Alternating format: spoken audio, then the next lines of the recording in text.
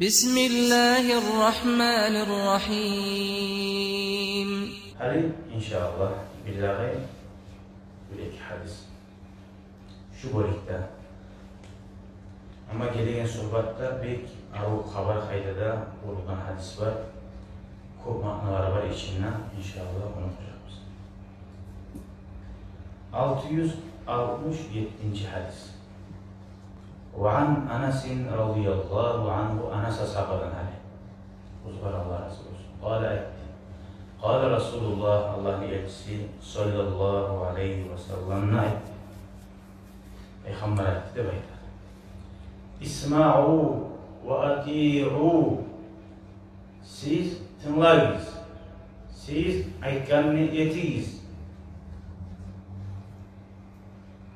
وَاِنْ اسْتُعْمِلَ عَلَيْكُمْ عَبْدٌ حَبَشِيٌّ كَأَنَّ رَأْسَهُ زَبِيبًا. Sizga başçı bolup tutsa degeni bir Habaşi Efiyopiyadagi kul. Buni aytabilir kul degeni qara adam degen, bilar ekan kul degen. Bularga kul başçı bolmay yaramaydi bizde. Eshikda shunday bo'lib qoldi. Biz aytdik, ushturma qoidasi bor. Ushdan keldi.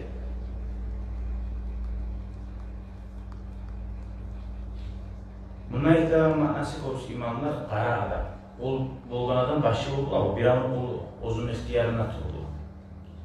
Ay qara adam. Qara adam deganini bir adamga bir san etmagan. Ka'anna ra'su o'zining bashi bir yüzünün başı mıydı? Yüzünün başı bo'lmay bile algan zamandan. Ay shu chog'da bu kichik başkenti var bizim başımızı tutmagadir. Şurayı başı kichik ko'rinamsa da tutlari bir burun nechayda bu birbirine vuruşgan. Şu kuyda tutlari barmasa da hamma ayası dost olmaydı. Bu kim dedi? Sanetini peşimde koymadı. O var, yaşlı birinin ismi geldi. Bir yaşlı tamama taraf izattı bu. Usama, haklı bali bolgan. Mesela Usama ashabani varan zamanı. Onunla Abu Bakar'da bulgan, Umar ashabada bulgan, Peygamber Aleyhisselatü Vesselam başçı etip bunu salgan bu askeri geçer, cahil yaşlı. Yettiği olur. Ona bilir ya Abu Bakar var, bu degen. Yok. Allah'ın Peygamber'e ayttımsa şu bitti, şu kuyda bu. Son Peygamber savvahtısında şöyle savran bu var Usama'nı. Bayağı Peygamberimiz Aleyhisselatü Vesselam olimavu gelip asker Madine'den çıkıp ikinciye geçinip dağıldı.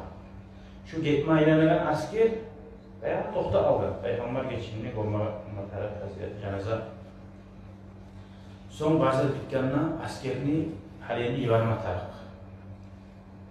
Onun ashabı harisi ya Peygamber onu sallığını değil, halini başka başını sarıp uysan öyle dediğin zaman Abu Bakar atıp dururken yerinden değil. Peygamber sayılayıp salgan adamını mağa tayyide baytarmış dedi. Şöyle yapalım ben de. O gitçi ulu olmayı.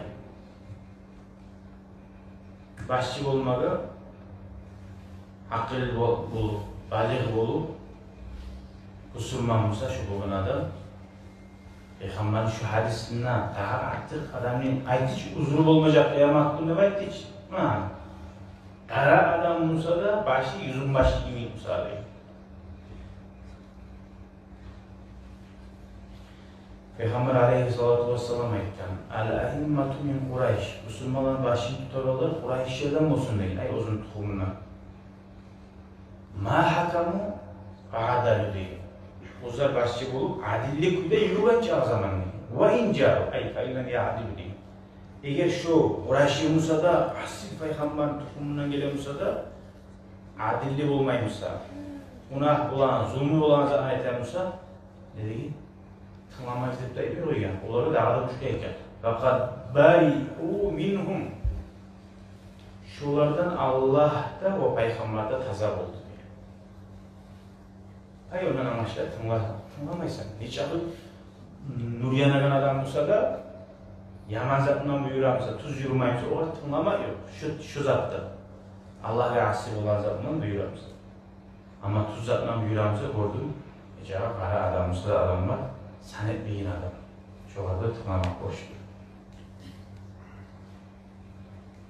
Tek saylanan zamanı bu anlatmayı. Yaxşilari var turup, ya başka bir sayla koyma yarayda aytgan ki Peygamber Ara Musa tanlayga Peygamber aytgan hatta namaz kıldıran Musa'da ilmusu ko'p, Qur'ondan ko'p bilen imamga da asil xasiyat bilan kelganlardan saylamaga apsilisin tiyishli bo'ladi.